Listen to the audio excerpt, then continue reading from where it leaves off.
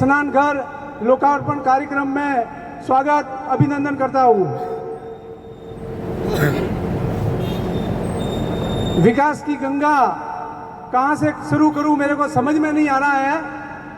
चप्पी भर भभूत मैं खजाना कुबेर का, संयम जी के विकास का गुणगान कहाँ से करूँ, ये मेरे समझ से परे है। आपने इस सिरोही विधानसभा क्षेत्र में विकास की गंगा बहा दी है। विकास के अंदर आपने कोई कमी नहीं छोड़ी है और कहीं भगवान के दरबार का काम हो, कहीं सार्वजनिक काम हो, आपने जिन जिन ने सामाजिक स्तर पर बताया आपने उनकी कोई कमी नहीं छोड़ी है। और माली समाज के लिए तो आप संकट मोचन बन के उभरे थे। मैं आपको वाकया सुनाता हूँ। जब देश में विभिन्न राज्यों में षड्यंत्र पूर्वक सरकारें गिराई जा रही थी, तब राजस्थान की सर्वोच्च सीट पे अपने माली समाज के योद्धा जो इस लड़ाई को लड़ रहे थे, माननीय आदरणीय मुख्यमंत्री अशोक जी गहलोत साहब, तब आपने संकट मोचन का काम करके उनकी कुर्सी को गिरने तो छोड़ो, हिलने भी नहीं दिया। और हम माली समाज और समस्त आपको आश्वस्त करते हैं कि आपकी भी कुर्सी को हिलने तो क्या छोड़ो, हम आपके बाल तक पाका होने नहीं देंगे। आप किसी भी तरह का आपके परेशानी नहीं होने देंगे। हम माली समाज कैलाश नगर गांव, जहां पर एक अच्छा स्कूल तो खैर इतना बढ़िया नहीं है, लेकिन वहां पर कॉलेज खोलना ये बहुत बड़ी बात है। मैं धन्यवाद देना चाहूँगा माननीय विधायक साहब को और माननीय मुख्यमंत्री जी अशोक जी गहलोत साहब को धन्यवाद देना चाहूँगा कि इन्होंने जब भी संयम जी काम लेकर गए और उन्होंने सीधी हाँ भरी है। और उस कैलाश नगर में जो महाविद्यालय बनने जा रही है, उसके आसपास के करीब 25-30 गाँवों के ऐसे बच्चे बच्चियाँ जो थी जो 12वीं के बाद में कॉलेज में कहीं जाते नहीं थे, ऐसे कई परिवार के बच्चे थे जो आगे पढ़ाई नहीं करते थे। बड़ी मुश्किल से आपने बड़ी मेहनत से वहाँ की घोषणा करवाई और उसके बाद में हमारे विभाई जी जो बहुत बड़े भामाशाह, मैं उन्हें बहुत बहुत धन्यवाद और आभार देना चाहूँगा, क्योंकि उन्होंने 5 करोड़ से लगाकर 7-8 करोड़ रुपए तक जो भी खर्चा होगा वो स्वयं का खर्चे से वो बनाकर सरकार को सुपुर्द करेंगे। और उसके लिए भी मैं विधायक साहब को धन्यवाद देना चाहूँगा कि भामाशाहों की लाइन लगी हुई थी। उस गांव में करीब 3 भामाशाह थे जो लगातार संयम जी के पीछे पड़े हुए थे कि कॉलेज में बनाऊंगा। लेकिन ये शंकर भाई का और हम सबका सौभाग्य है कि माली समाज को वो कॉलेज बनाने का सौभाग्य मिला, क्योंकि आज उस कॉलेज के ऊपर नाम भी लिखा जाएगा तो पीछे माली तो आएगा। तो ये हमारे लिए बहुत बड़े सौभाग्य की बात है। उसके लिए भी मैं आपका बहुत बहुत आभार प्रकट करता हूँ। बहुत बहुत धन्यवाद। लाड़ घणो मोटो किया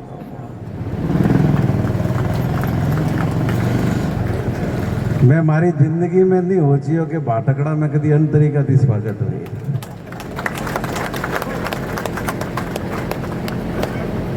ने बात ही रस्ते हालती हुई थी, अटे जो कैंप लागोड़ो तो प्रशासन गांवों के शहरों के संग, और 8-10 माताओं बहनों ने साथ ले जा करके मुझे ये जगह दिखाई कि ये हम सड़क पे ये स्नान करते हैं। और बहुत सहज भाव से मुझे बड़ा ताज्जुब हुआ कि भाई सड़क पे क्यों करते हैं। तो मैंने उसी वक्त कमिश्नर को कह दिया कि ये बनाओ, पर ये ज़मीन रेवेन्यू डिपार्टमेंट की नहीं है। रेवेन्यू डिपार्टमेंट तो राठौड़ी कर रहा था, ये ज़मीन तो नगर परिषद की ही है। और जब इन्होंने ऐतराज़ किया तो मैंने उनको समझा दिया कि ज़मीन जिस ज़मीन पे बैठे हुए हैं वो भी नगर परिषद की है। तो मुझे खुशी है कि आप सबको ये काम अच्छा लगा और आप सबने आशीर्वाद दिया। और इसकी चाबी हमारे कमिश्नर साहब आपके समाज के व्यक्ति को सुपुर्द कर देंगे, तो जिसको भी ज़रूरत हो वो वहाँ से उसको ले सकते हैं। अभी रघु भाई ने एक बात कही कि कैलाश नगर में जो कॉलेज खुला बिल्डिंग बनेगी तो उस पर कम से कम माली नाम तो लगेगा। तो मैं बताना चाहता हूँ कि इस देश के अंदर जो सामाजिक क्रांति का सूत्रपात हुआ, इस देश को जो नई रोशनी दी, जिन्होंने नया रास्ता बताया, न केवल हमारी शिक्षा बल्कि हमारी माताओं बहनों के लिए भी जिन्होंने शिक्षा के द्वार उस दौरान खोलने की कल्पना की, वो महान शख्सियत महात्मा ज्योतिबा फुले का आपके परिवार समाज में है। आज उनकी पत्नी सावित्रीबाई फुले, जिनको प्रथम शिक्षिका कहते हैं इस 20वीं सदी की, 19वीं सदी की, वो जब पढ़ाने के लिए जाती थी तो लोग उनके ऊपर, दूसरे लोग कीचड़ फेंकते थे, गोबर फेंकते थे, और उन परिस्थितियों में औरतों को पढ़ाने का उन्होंने काम किया। खुद बाबा साहब भीमराव अंबेडकर ज्योतिबा फुले को अपना गुरु मानते थे, और ऐसी शख्सियत ने आपके समाज में जन्म लिया। वो एक उदाहरण है हमारे सामने कि हमारा जन्म कहीं भी हुआ हो, कैसे भी परिस्थिति में हुआ हो, हमें कमजोर नहीं पड़ना चाहिए। हमें लोगों के लिए रास्ता बनाने का काम करना चाहिए। ऐसे ही अभी भाई जगदीश जी ने जिक्र किया अशोक जी गहलोत, रेलगाड़ी के पहले थर्ड क्लास होता था रेलगाड़ी में, आपको पता होगा, अब तो थर्ड क्लास नहीं होता है। तो उस जमाने में रेलगाड़ी में थर्ड क्लास के डिब्बे में जिस आदमी ने टॉयलेट के पास बैठकर अपनी यात्रा की, अपनी राजनीतिक यात्रा शुरू की, और आज राजस्थान के 8 करोड़ लोगों की उम्मीद की किरण बन गए, उनका जन्म भी आपके समाज में ही हुआ। ये कोई कम बात नहीं। जब ये देश आजाद हुआ, क्या पैदा करते थे, क्या पैदा होता था? ये माट साहब को ध्यान है कि सुई भी नहीं बनती थी, और ये खाद्यान्न के भंडार ये खाली पड़े हुए थे। ये आप किसान कौम है जिसने इस देश में इतनी कड़ी मेहनत की कि आज देश के खाद्यान्न के भंडार भरे हुए हैं, और विदेशों का पेट ये भारत देश भर रहा है। ये सब आपके बड़ेरों की मेहनत का परिणाम है। इस सब बात का हमें इल्म होना चाहिए। शंकर भाई का जिक्र किया इन्होंने, वो भी एक उदाहरण है सीखने के लिए। एक साधारण किसान का बेटा नौकरी करने गया, काम शुरू किया, और आज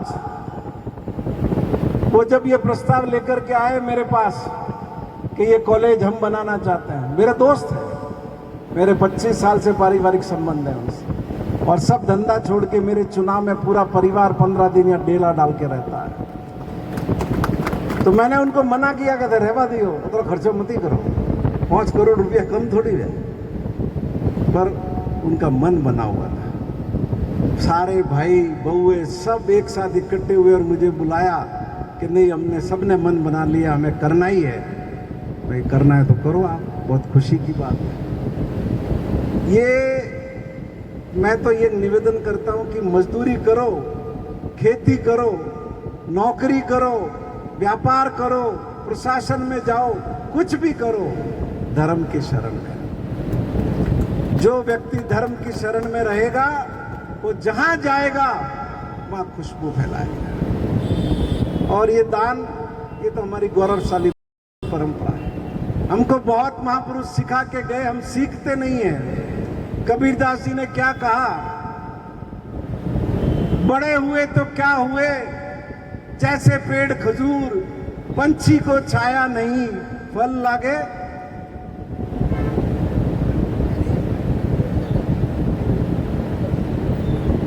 और दान के बारे में क्या कहा, चिड़ी चोंच भर ले गई, चिड़ी चोंच भर ले गई, नदी न घटियो नीर, दान दियो धन ना घटे, कह गए दास।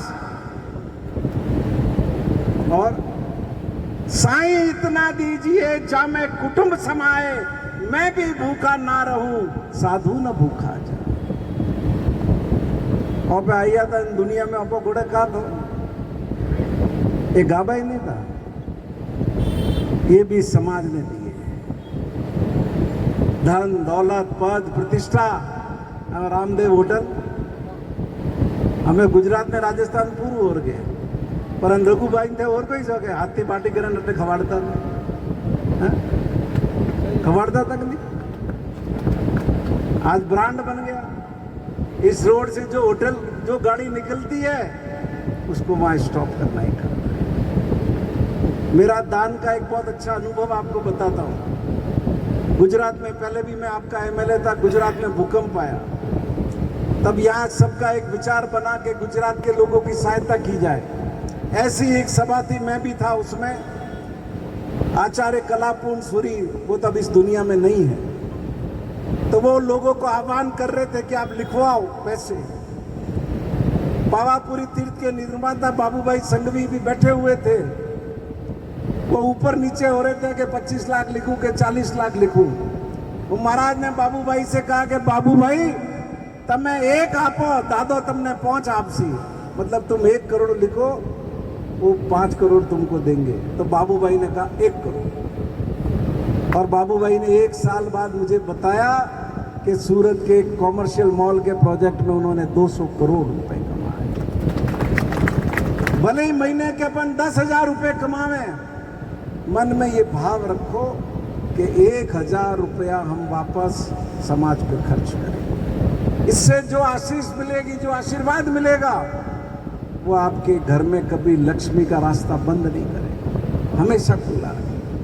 अब हम घना जना वे पारसी घोड़े मलबा जाएंगे तो यूपीया गाड़े 10 मेलू के 50 मेलू के 100 मेलू पाजा जेब में पकड़। तो एक बात मेरी आप गांठ बांध देना, ये मक्तों के पास लक्ष्मी नहीं आती। लक्ष्मी तो दिलदार के घर के जाके बैठती है। तो हम सबको ये भाव अपने में बढ़ाना चाहिए।